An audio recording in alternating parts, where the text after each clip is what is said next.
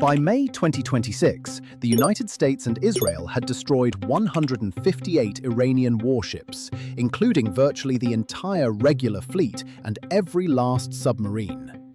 Supreme Leader Ali Khamenei was killed back on February 28th, and the missile cities, underground missile bases, were partially reduced to rubble by 5,000-pound bunker-busting bombs. One might think the country would be paralyzed, but here is the paradox. Today, May 4th, 2026, the world woke up to a new reality in which the remnants of the Iranian fleet, simple speedboats, have the entire global economy by the throat, forcing Washington to launch Operation Project Freedom. Here is why this analysis matters more than anything else you will hear today.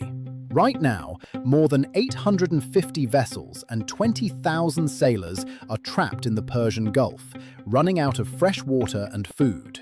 This is not just news on TV. This is an information gap that conceals the true scale of the threat. If Operation Project Freedom fails, the Strait of Hormuz will become a tanker graveyard, and global oil trade will collapse by a quarter within a single day. Do you understand the stakes? We are at a point where a few speedboats worth a couple of $1 million could neutralize a US carrier strike group. Today we analyze the launch of Operation Project Freedom, the destruction of Iranian speedboats by Apache and Seahawk helicopters, and how this will reshape the planet's security architecture. This event is not merely a local skirmish. It is the finale of a great game that will determine whether the global market survives 2026. Here lies the core pain point for everyone. A political news story about escalation hits your wallet directly. In California, the price per gallon of gasoline has already broken the $6 mark, and the national average has surged 35% since the war began. This is the Trump war tax, eating an extra $38 to $55 from every American family's monthly budget. But money is only the beginning. Fail to understand this now, and the dark scenario becomes reality. Inflation at 3.3% is merely the tip of the iceberg. Looming ahead is a global recession, factory shutdowns in India due to fertilizer prices doubling, and logistical chaos that will turn everyday goods into luxuries. A brief but vivid historical precedent. In 1988, the United States conducted Operation Praying Mantis against Iran, destroying the Iranian fleet in a single day. The lesson seemed learned. But 38 years later, the Iranians changed strategy. Instead of large frigates, they now employ swarm tactics and thousands of mines. The old methods no longer work. Yet there is hope. Understanding the mechanics of Operation Project Freedom offers a light at the end of the tunnel. Washington is shifting from carpet bombing to the surgical extraction of neutral vessels through Omani territorial waters. A solution is near, but it hangs by a thread. The thesis of Chapter 1 is straightforward. Project Freedom is not a return to full-scale war, but an attempt to establish a humanitarian corridor under the cover of overwhelming firepower to prevent the final collapse of the global economy. Here are the facts. On May 4th, 2026, CENTCOM officially activated the Maritime Freedom Construct. This is not simply a convoy, it is a hybrid mission comprising 15,000 troops, guided missile destroyers, more than 100 aircraft and, critically, multi-domain unmanned platforms for mine detection. That same day brought the first serious test.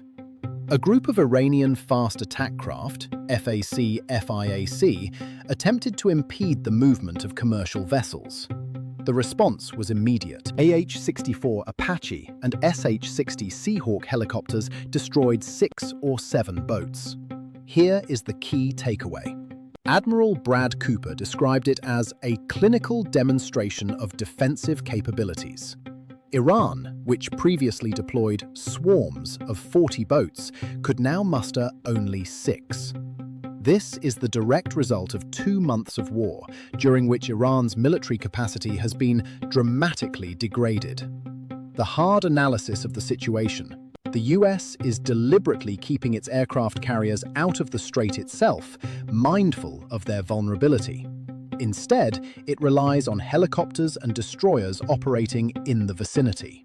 This creates a security zone without formally violating the ceasefire terms, which Iran has already labeled an act of piracy. The key detail is the use of Omani territorial waters. Navcent is recommending that vessels travel south of the main shipping lanes, which are literally seeded with Iranian mines. The intrigue. While the US reports success, Iranian media claim that 2 missiles struck an American destroyer near Jask Island. CENTCOM categorically denies this, but the very fact that Iran can still launch missiles after 900 strikes on the first day of the war points to one conclusion. Project Freedom is a walk through a minefield, where the cost of a single mistake is a new spiral of nuclear escalation. A question arises.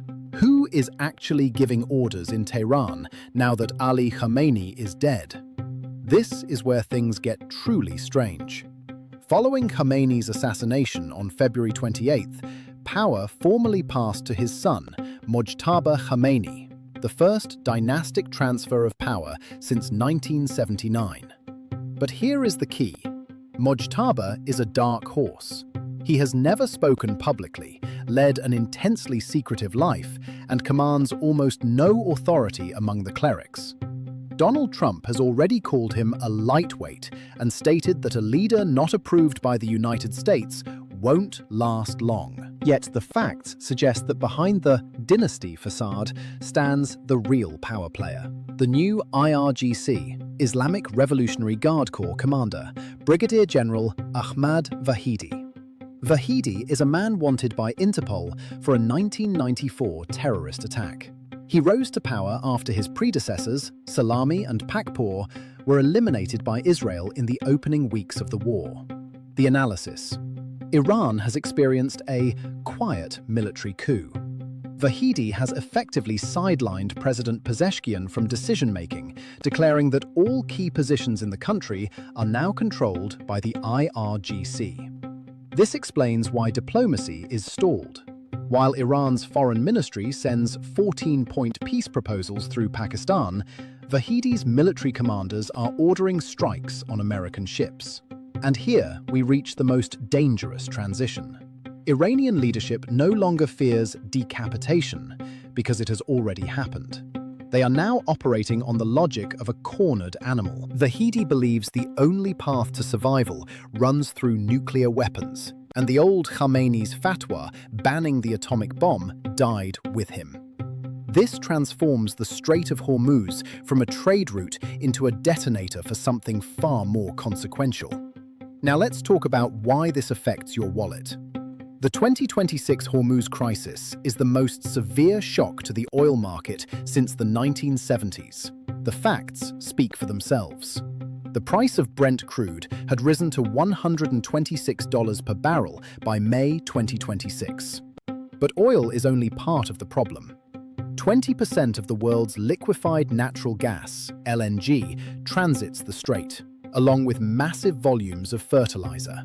India is already purchasing urea at double the price, which will inevitably drive up food costs worldwide. The essential point: Iran is waging asymmetric economic warfare.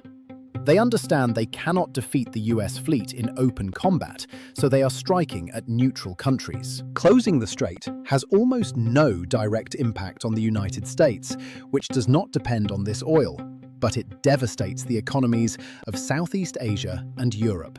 This is an indirect strike on Washington through its allies. Hard analysis. Trump promises that prices will drop like a rock once the war ends.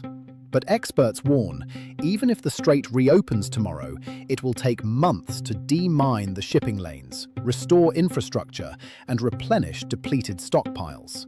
Inflation has already accelerated to 3.3%, and this is beginning to drag on US GDP as consumers cut spending on everything except gasoline and food.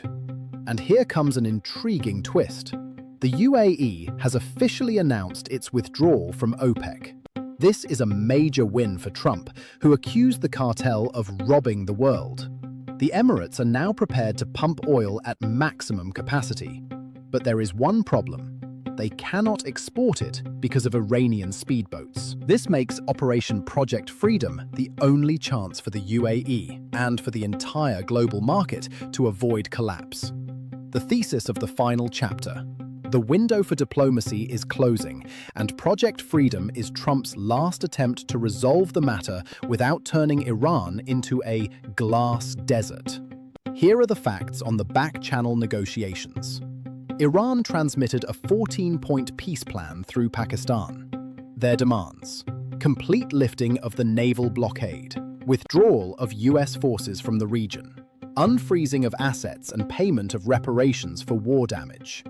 The key point about the US response: Trump called it unacceptable. Washington issued a counter-ultimatum. Iran must not merely cease fire, but fully disclose the locations of all naval mines and halt attempts to collect tolls from passing vessels. On-the-edge analysis. According to Axios sources, Trump has set a firm deadline. This is the deal or bomb strategy. Either Tehran accepts US terms within the coming weeks, or American forces will shift from protecting tankers to destroying all remaining civilian and energy infrastructure in Iran. Trump has already warned that if a single American ship is damaged, Iran will be wiped off the face of the earth. The situation on May 4 is only the beginning of a process that could lead to a major war. The successful escort of the first two US-flagged vessels is a signal that Washington is prepared to act unilaterally, without waiting for UN approval, where Russia and China are blocking resolutions. And here we reach what matters most.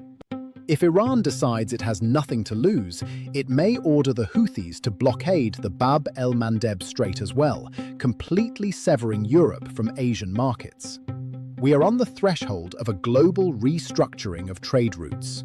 We live in an age of information chaos, where Iranian media proclaim victory, and CENTCOM announces the degradation of the adversary. To avoid becoming a victim of manipulation, and to survive this economic storm, you need to see facts, not headlines. Subscribe to our channel and join us on Telegram, where we publish exclusive real-time analytics on tanker movements and live oil prices. It is your insurance policy against panic when gasoline prices start creeping up at the pump again. Let's draw a line under this journey. Until now, you may have seen in the news only another skirmish in the Gulf. Now you understand the essence. Project Freedom is not merely a rescue operation for stranded ships. It is America's attempt to hold the global system together under the pressure of the war tax. You have learned that Iranian power now rests in the hands of IRGC radicals led by Vahidi, and that the price of gasoline in your city depends directly on how many Apaches are patrolling the waters of Oman today. Who were you before this video? A viewer worried about prices? Who are you now? Someone who understands the mechanics of global blackmail and can see the real pieces behind the chessboard. The situation in the Strait of Hormuz remains critical. Stay vigilant. Thank you for being with us. Until next time, when we examine whether Israel will strike nuclear facilities in response to new launches. Goodbye.